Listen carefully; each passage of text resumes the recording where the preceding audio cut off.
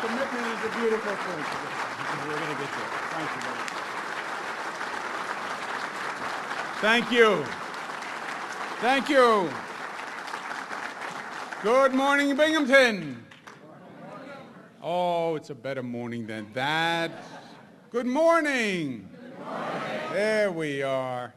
Well, it's truly my pleasure to be back. And first, to all of you, thank you very much for taking the time to come. To your Assemblywoman, Donna Laporto, let's give her a round of applause.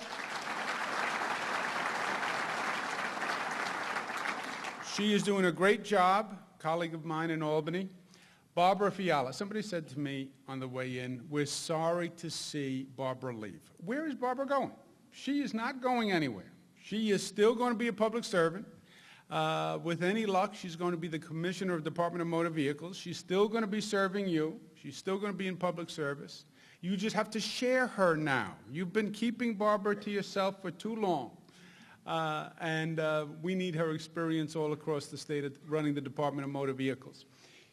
The two places that most people experience state government, most people don't meet me or a legislator. Two places you deal with state government: when you pay your taxes, right, state tax and finance, and when you get your license at DMV. Those are the 2 points of contacts, paying your taxes and DMV. Historically, they have not been great interactions. You know, you didn't get many people saying, I can't wait to go down to the DMV and wait online. I can't wait. So those are two very important points of contact. And Barbara is going to make DMV work even better. And I am so excited. I've been a fan of hers for many, many years. You're not going to be losing her. You're going to be sharing her. Let's give her a round of applause. A great county executive, Barbara Fiala. To my other colleagues from Albany, Senator O'Mara and Cliff Crouch, Mayor Matt Ryan, pleasure to be with all of you, and Senator Tom Libous. Senator Tom Libous is a special one, as you know. You don't need me to say that. But always respected universally in Albany on both sides of the aisle, and he's given me a lot of good advice. Sometimes he gives me advice that helps him and not me, but I understand that. But I'll tell you what makes him special. In Albany, one of the things we have to change, and one of the problems, I believe, is it's too political. It's too partisan. It's too much Democrat and Republicans. It's always amazed me when you watch how the votes come down in the Assembly and the Senate. All the Democrats vote one way. All the Republicans vote the other way. Doesn't matter what the issue is. Could be in a totally obscure issue. What color should we paint the door? All the Republicans agree on one color, all the Democrats agree on another color. It can't be. It can't be that they're 100% always with each other.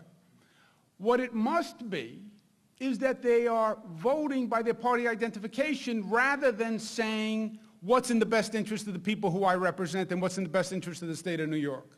They're voting with their party loyalty as opposed to the best interest of the people of the state. That has to change. We're Democrats, we're Republicans, but we are New Yorkers first, and we have to act that way and vote that way.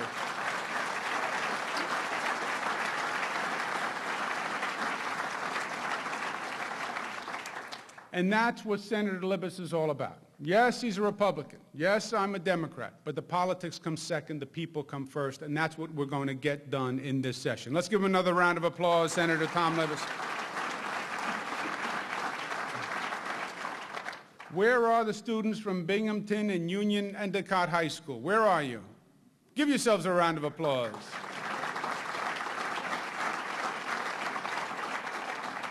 How come you're not in school?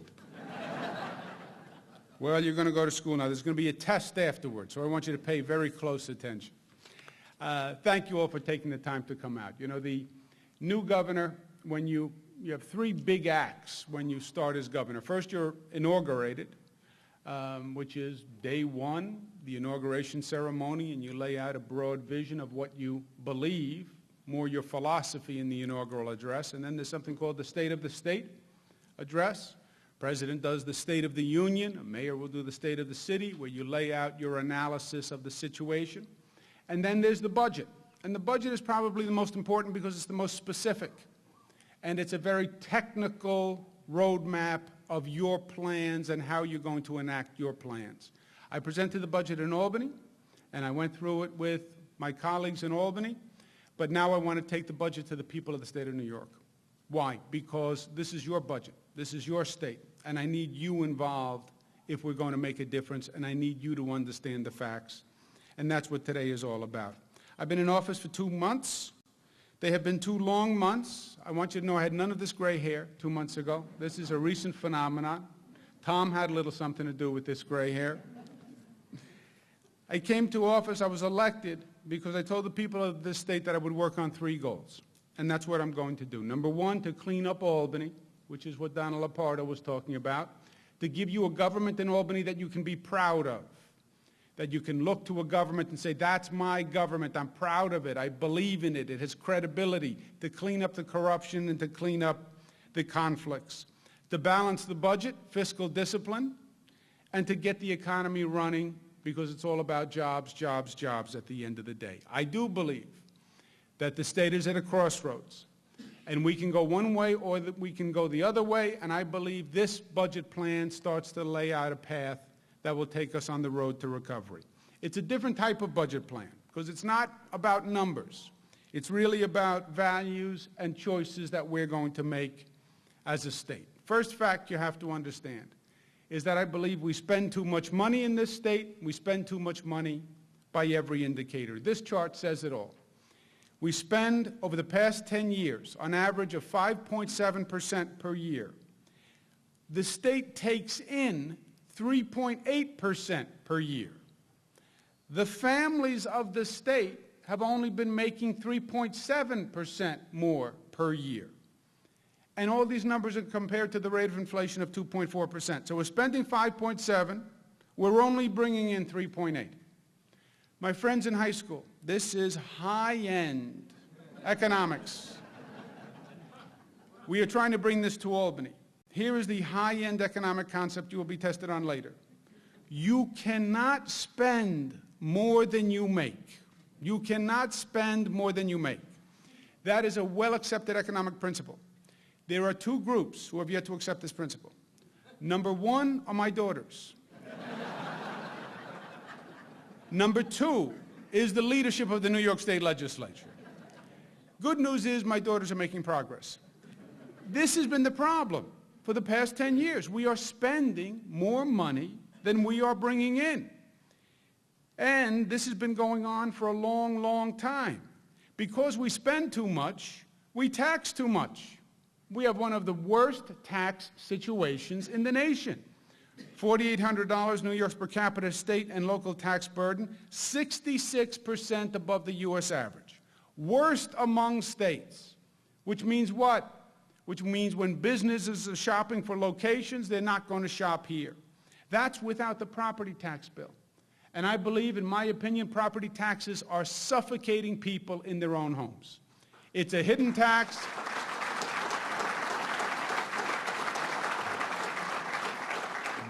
96% higher than the U.S. average. So what happens? Businesses leave, people then leave, there's less revenue for the state then raises more taxes, which causes more businesses to leave. And it is that downward spiral that this state is in right now. Over 2 million people have left the state of New York. Even worse, we spend too much and we get too little in performance. You could argue, look, the state spends a lot of money, but we get a lot in return. You could argue, we spend a lot, but we get a lot. You could make that argument. You'd be wrong, but you could make that argument. Because actually, it's the opposite that is true. We spend more than any state in the nation on education. We're number 34 in terms of results. We spend more in terms of Medicaid spending, health care spending. We're number 21 in terms of results. We spend $1.6 billion annually in economic development to bring jobs. We're dead last in terms of attracting jobs in the nation. Why is this? Because when you pull back the curtain on Albany, you find there are special interests that in many ways are pulling the strings on Albany. When it comes to Albany budgeting, we call it the state capital meets Enron. Now, I spent 4 years as Attorney General, and I am trained to uncover schemes and scams. We uncovered a major national scam in healthcare where the insurance companies were actually rigging the reimbursement rates for consumers. We did major investigations on Wall Street where they were rigging the home prices and the home values, and that was the mortgage scandal. We did an investigation on banks manipulating student loans. As governor, in 2 months, I've seen special interests manipulating the budget process in Albany. That's what this really is to me, and it has been for a long time. The budget in the state is driven by rates and formulas that are in law that give certain groups and industries unsustainable annual increases. And these rates are influenced by special interests and their lobbyists that dominate Albany. So, for example, budgets have rates of growth, right? Assumed rates of growth. The largest 2 items in the state budget are Medicaid and education. What do you think the budget forecasts the rate of growth in Medicaid and education to be? Okay? It's a rate of growth for next year. Medicaid and education, 2 largest parts. Question is, what's the rate of growth? Rate of inflation would be a safe bet. Rate of inflation is an index that many things go up the rate of inflation.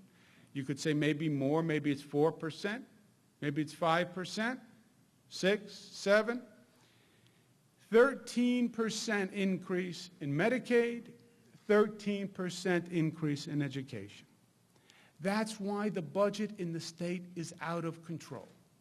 Nothing is going up at 13%.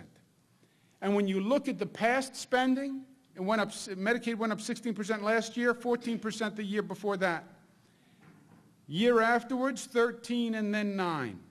Education money going forward, 13% next year, 11% the year after. Nothing is going up at this amount. Is anyone's savings account going up 13%? Anyone's home value going up 13%? Anyone's stock portfolio going up 13%? Only the state budget thinks they're going to go up 13%. They can't. And then you know what's going to happen when they can't afford the 13%? They're going to raise the taxes higher. More businesses will leave, and that cycle will continue to spin. That's what has to stop. These rates of growth are unsustainable, they're unnecessary, they're unjustifiable. And it's not a political question. There's a concept called permanent government. You guys are too young. Go to the library and look up a fellow named Jack Newfield. God rest his soul. He was a friend of my family's, wrote a book called The Permanent Government. And he made the point that sometimes government is not run by Democrats, Republicans. It's controlled by special interests and corporate interests that have moneyed interests. The state budget is about $135 billion. That's a lot of money to a lot of companies with a lot of lobbyists and a lot of interests. And they have been running this budget process. 30 years ago, I went to Albany. There was another Cuomo. Go to the history books. Look it up. It's not a coincidence. There was another Cuomo who was governor of the state called Mario Cuomo. I am related to him. You wouldn't know it if you saw his picture because we look totally different. He had a big nose. He had bags under his eyes. He had gray hair. I went up to Albany when my father was first elected. I was like 23, 24 years old. I now go back 30 years later. The same lobbyists, the same corporations standing in the same place in the hallways that were there 30 years ago.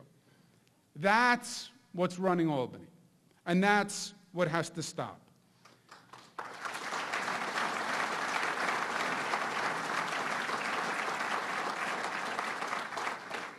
What makes it even more appalling to me is all this money, all this increase, and it's not about the people. It's not about making the programs work better.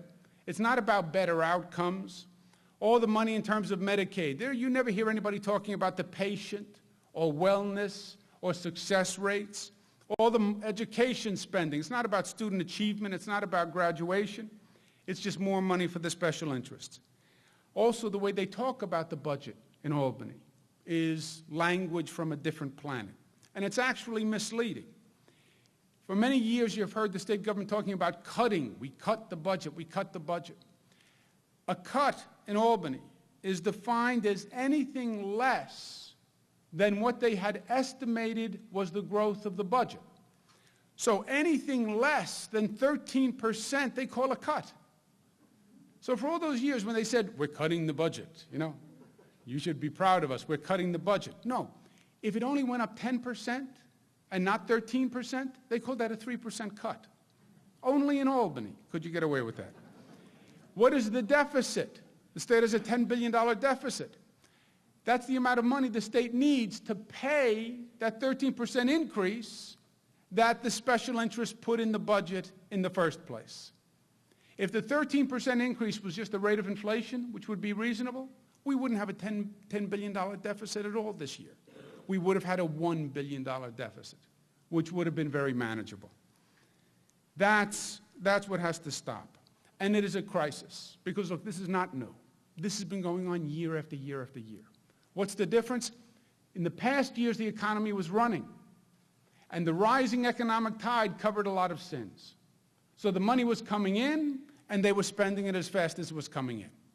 Now it's not coming in, because the economy is slowed, and now the scam is being exposed. That is actually good news, because we actually have a moment in time where we can stop this. It should have never happened in the first place.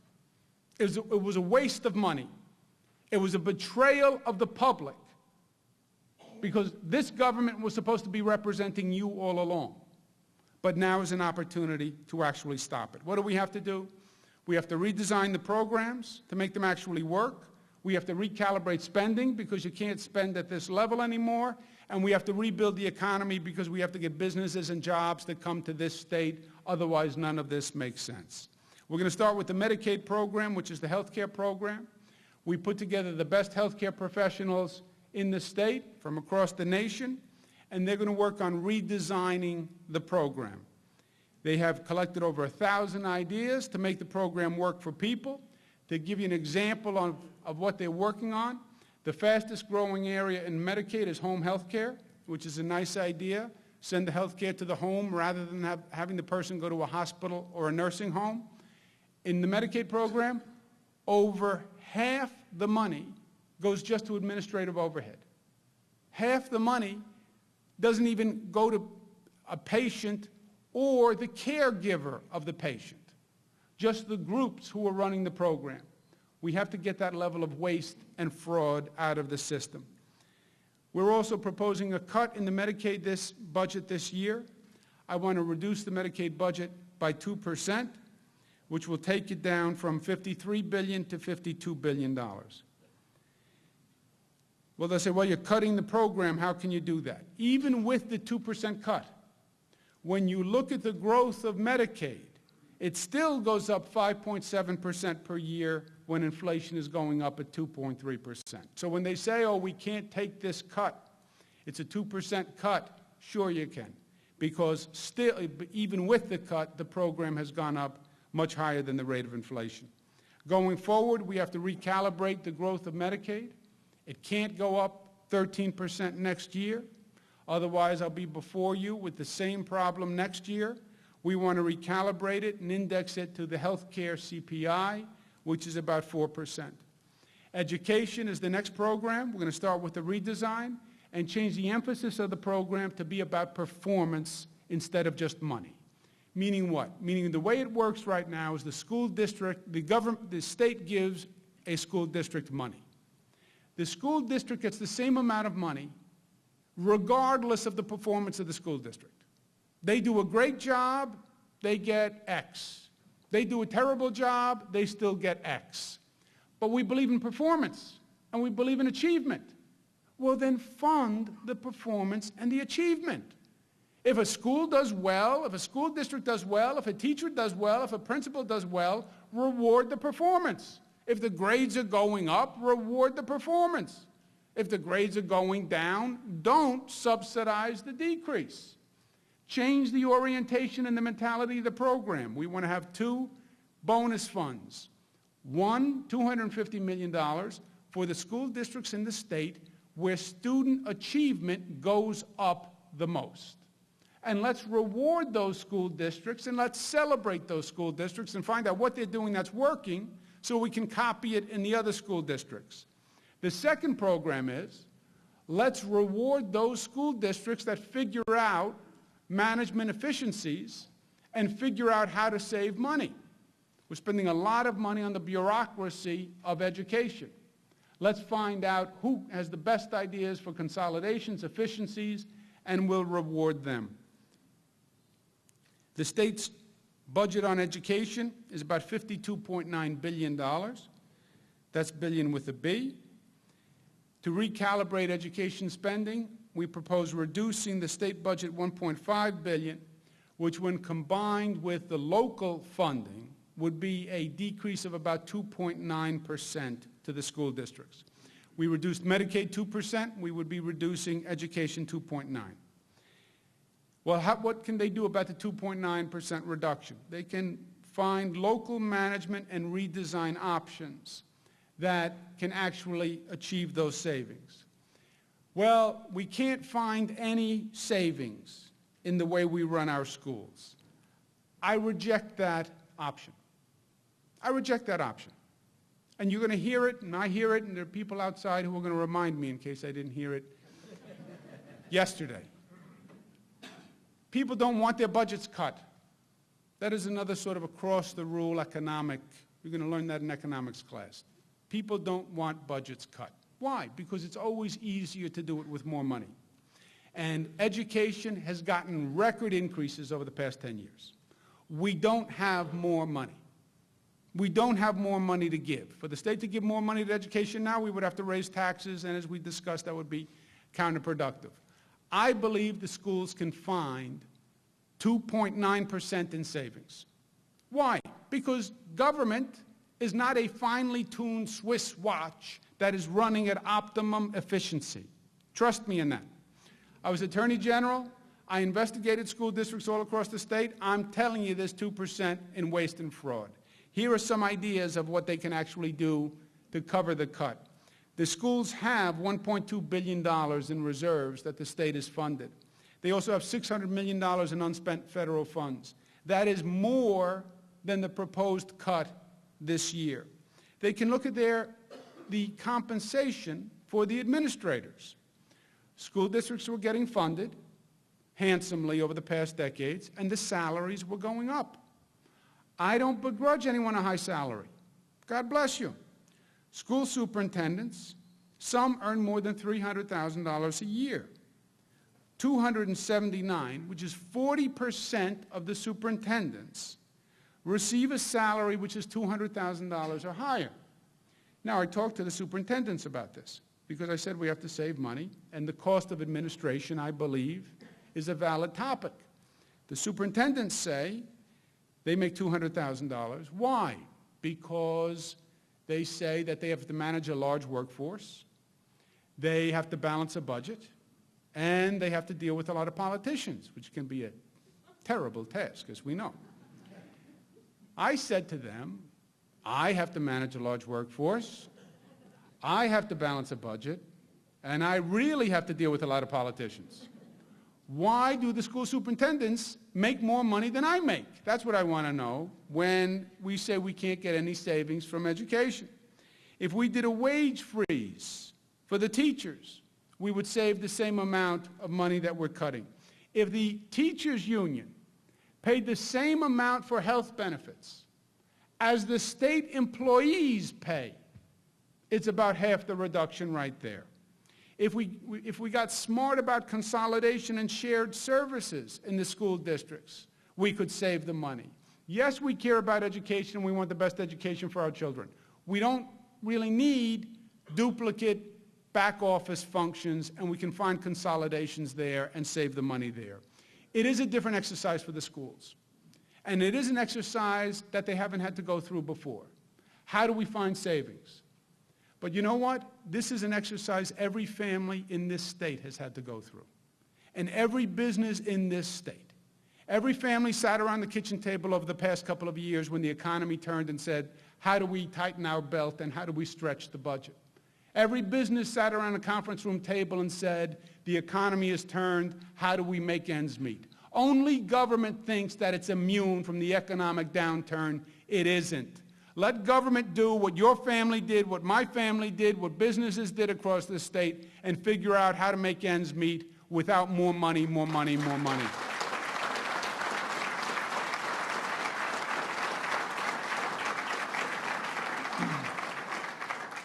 Going forward, the increase on education, we're going to cap at 4% because we can't afford a 13% increase next year.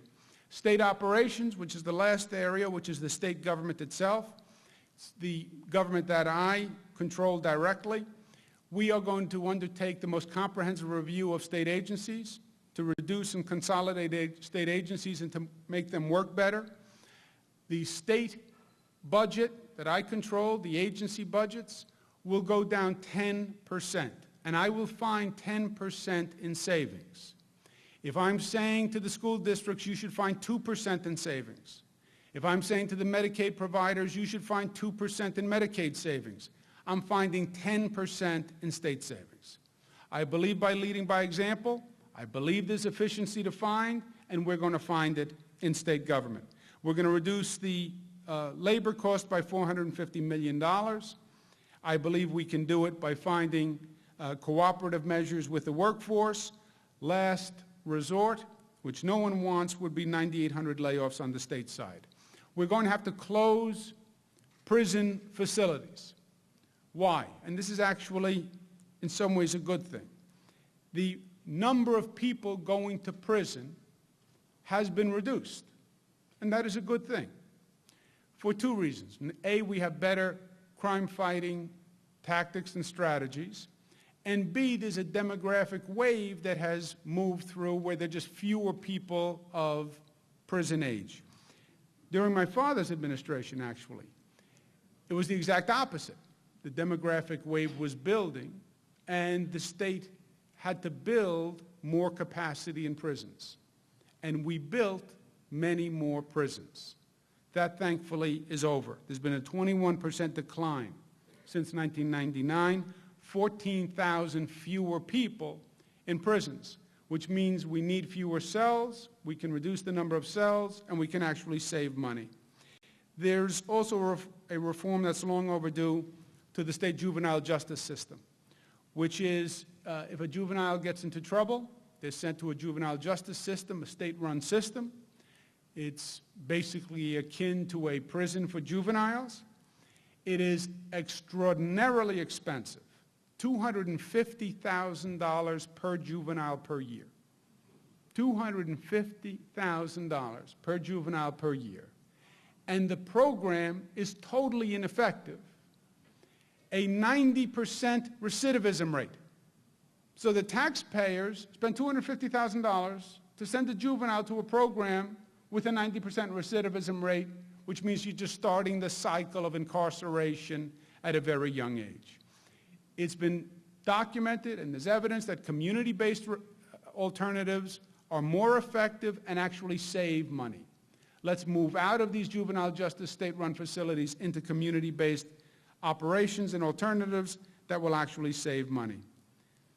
And finally, we have to focus on rebuilding the economy, because Donald Lepardo is exactly right. We're not going to cut our way out of this problem. We're going to grow our way out of this problem. Bring more jobs, more income, more revenues, and that's how we're actually going to make ends meet in the long term. I'm going to spend most of my time as governor on just that. Jobs, jobs, jobs, focusing on bringing jobs to this state. I spent 8 years in Washington. I was Secretary of Housing and Urban Development. I primarily did economic development. I did it all across this nation. You look at the state as regions. Southern tier is a region. How do we develop this region? What are our assets? How do we form partnerships and bring jobs back to the southern tier? We are at a crossroads, and there are two roads. One is the road to recovery. The other is the road to ruin. The choices we make today will determine the trajectory of this state. I am sure about that. The future for these high school students, we're going to be determining in how we make these decisions over this year and the next couple of years. And we can't keep doing what we have been doing. And it has to stop, and it has to stop now. Now, this will be hard, because change is hard. And this is change. Change is an interesting concept, by the way. Everybody believes they want change. You notice that everybody always says, we need change. In every relationship, you'll say in the classroom to your teacher, we need change. Relationships, people say to each other all day long, we need change. Husbands and wives, every morning, we need change. What they really mean is, you need to change. They don't want to say it that way, but that's what they really mean. For us, we don't really want change because we don't really need to change. The other person, lots of change. It's hard. It's hard. And this is massive change all across the state. But it's also vital. And it's also that the time is ripe to do it. You know, change comes when the planets line up to change. I believe the planets are lined up. People get that we can't keep doing this anymore. The politicians get that we can't keep doing this anymore. The politicians get on both sides of the aisle, and you can ask them, and it's not a political issue, that we just have to stop the spending spree in Albany, stop the dysfunction, and get a tighter hold on the reins of government, and this is the year to do it. If we are successful,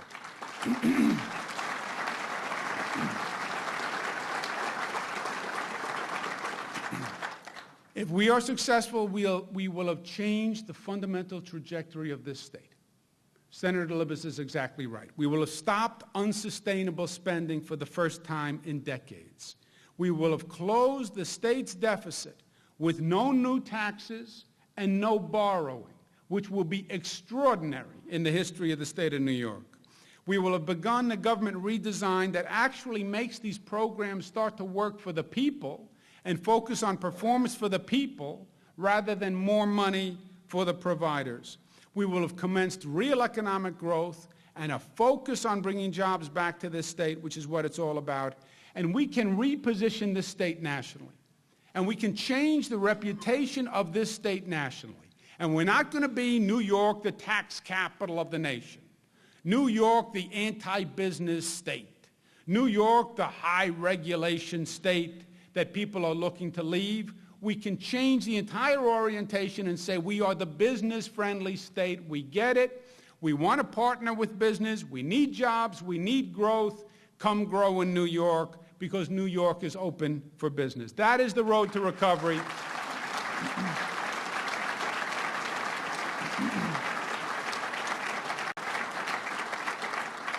That is the road to recovery for this state. And my last point is this. This takes you to make it a reality. Change comes when you make it happen. A democracy works when you make it work. It's an old adage, and you think it's just a line in a classroom. But it's actually true. This state will change when the people of this state say, I have had enough, and I'm not going to take it anymore, and I'm not going to sit by. The special interests in Albany have taken the power and the control from the people. That's what they've done. And in many ways, I believe the special interests have filled the void that the people left. You know when the politicians will change? When you demand that they change. Politicians listen to the people very well. Politicians have very good hearing. It's natural selection. Ask your professor about Darwin. Politicians who don't hear the people aren't politicians for long because the people matter. When the people speak and when their voice is heard. If you leave this to Albany, you will get the same result you got last year and the year before and the year before. Because this is about money, and this is about power, and these are about special interest corporations that are running Albany, and they want to keep it just the way it is. And they want the budget to stay just the way it is. And I go to Albany, and I give my speech, we're going to change this, we're going to change this, we're going to change this. You know what the special interests are thinking? We're going to change you, Governor, because they don't want to change. Democracy works when you make it happen. You get involved. You send an email. You write a letter to the editor. You show up. You call your assemblyman. You call your senator. You say, I care. I've had enough is enough. I want spending under control. I want Albany cleaned up. I want my government representing me. I'm tired of looking at Albany and being ashamed of what I see.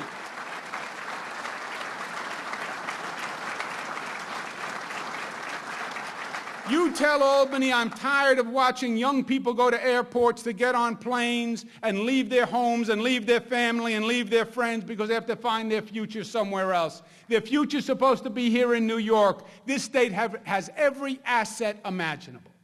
I've worked in every state in the nation, literally. There's nothing we don't have here. We have the geography, the talent, the healthcare institutions, the academic institutions. We have everything. We've had a government that has been stifling and crippling and suffocating the state, and that's what has to change. We have an opportunity to do it this year. The planets are lined up. You make it happen. You stand up for New York, and we will stand up for you. Thank you, and God bless you.